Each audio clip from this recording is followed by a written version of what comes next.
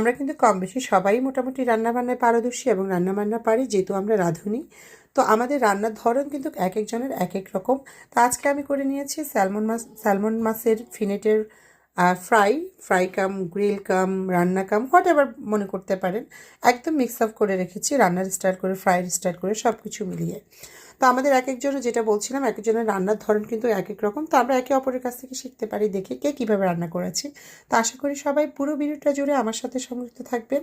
তো চলেন শুরু করা যাক কীভাবে আমি এই রেসিপিটা করেছি। আসসালামু আলাইকুম আমার প্রিয় লাভলি টাভলি আপু ভাইয়া, সবাই কেমন আছেন? যথারীতি আরেকটা রেসিপি নিয়ে হাজির হয়েছি। আজকে করবো, ফিলটা ধরে ফেলেছি, স্যালমন, এটা কি ওয়াইল্ড স্যালমন ফিলান। ওকে, এটা তো হচ্ছে আমি এখন প্যাকেটটা খুলে নিব রেসিপিটা করার জন্য। এখন আমি প্যাকেটটাকে কেচি দিয়ে কেটে নিচ্ছি।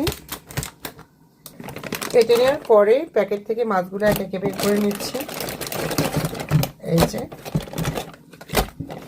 এগুলো দেখে মনে হয় কোথাও পালিয়ে যায়। ঠিক আছে,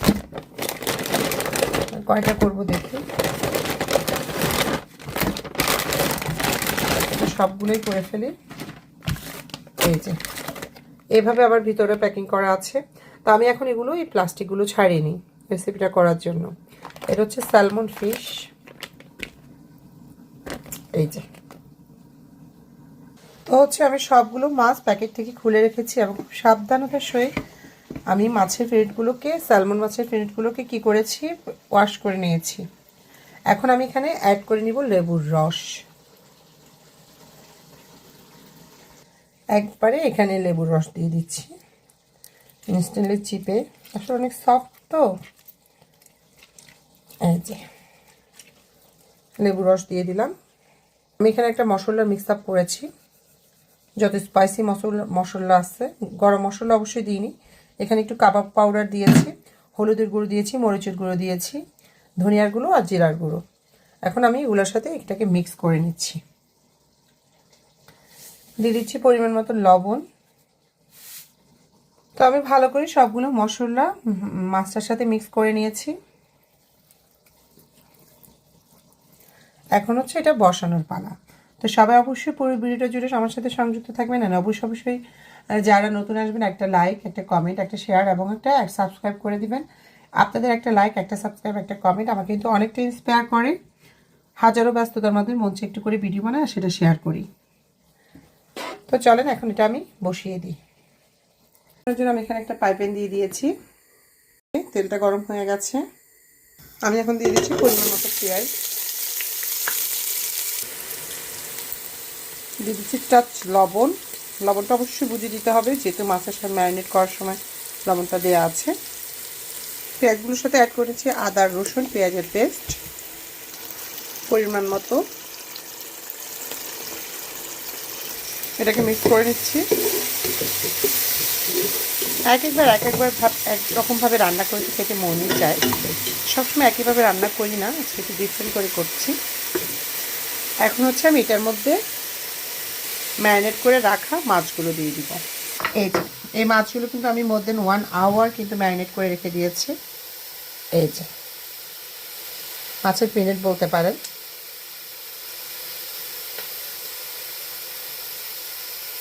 তো আমি একটা একটা করে মাছগুলো এভাবে করে দিয়ে দিচ্ছি।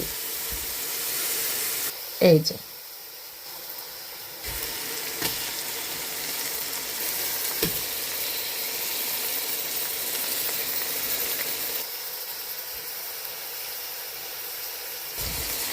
একবারে হাতের সাহায্যে কিন্তু দিয়ে দিচ্ছে। নিচের যে মশলাটা একটু মিক্স করে নিচ্ছি আবার একটু করে। এই যে লাস্ট ওয়ান দিয়ে দিচ্ছি। আজকে আমার এইটা বসানোর জন্য পাতিল সিলেকশনটা তেমন একটা ভালো হয়নি, একটু কনজেস্টেড হয়ে গেছে। আমি হয়তো ভেবেছিলাম প্যাকেটে সবগুলো মাছ করব না, কিন্তু পরে চিন্তা করলাম যে না, করেই ফেলি। এখন আমি মাছগুলোতে বাকি যে গ্রেভিগুলো আছে ম্যারিনেট করা, সেই গ্রেভিগুলো এখানে অ্যাড করে দিব আর মাছগুলো ওপিট এপিট করে দিচ্ছি। এই যে ছোট্ট একটা চামচের সাহায্যে আমি মাছগুলোকে এপিট ওপিট করে দিচ্ছি এরকম করে।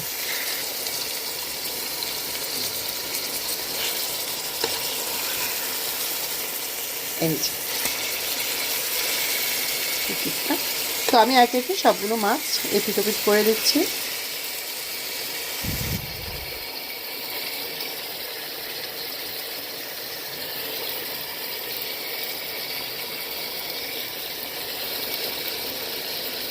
তো আমার সবগুলো মাছ এপিট ওপিট করা হয়ে গেছে। আমি কিছুটা খানিকটা পেঁয়াজ নিচ থেকে উপর থেকে উঠিয়ে নিয়েছি। পেঁয়াজগুলো উপরে দিয়ে দিচ্ছি, দিয়ে আমি এটাকে এখন লো ফ্লেম করে দিব। লো ফ্লেম দিয়ে তারপরে আমি এটাকে রান্না করে নিচ্ছি। এই যে সেই স্বাদ, কিন্তু সেই স্বাদ, ঠিক আছে। আমি মাছগুলোকে অলরেডি একবার ওপিট ওপিট করে দিয়েছি, আবার এপিট ওপিট করে দিচ্ছি। এই যে, নাহলে উপরটা হবে না কিন্তু। এই যে এরকম করে ওপিট ওপিট করে দিচ্ছি।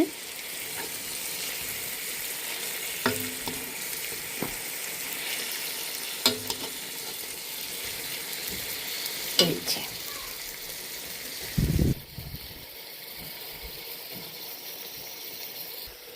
এই যে ও যে আইসক্রিম ব্যান আসছে, আইসক্রিম ব্যান আসছে, এখন শুরু হয়ে যাবে হাঙ্গামা। কালারটা ভালো লাগছে তো না?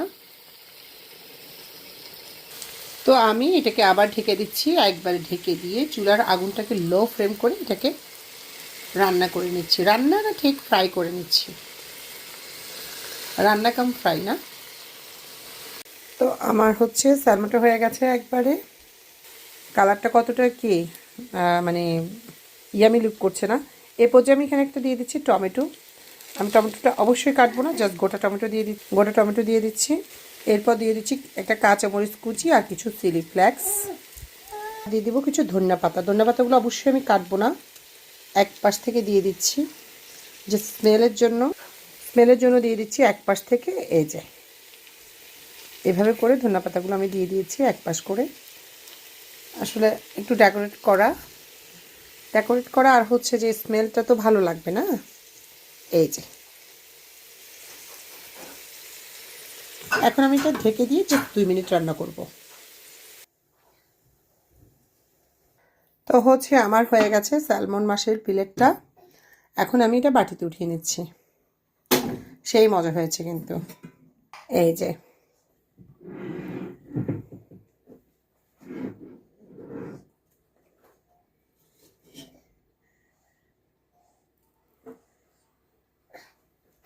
এই যে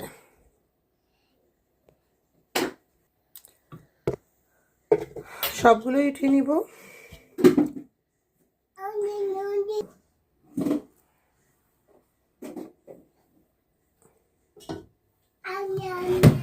এই যে কি হয়েছে, ওখান থেকে কঠিন কথাবার্তা চলতেছে, শুনতে পাচ্ছেন। একবারে টমেটোটা কিন্তু এখান দিয়ে দিয়ে দিব, এটা অনেকটা সফট হয়ে গেছে। ধনিয়া পাতাটা এখানেই দিয়ে দিব, যেহেতু এখনই খাবে। এই যে জাস্ট ডেকোরেট করার জন্য দিয়ে দিলাম।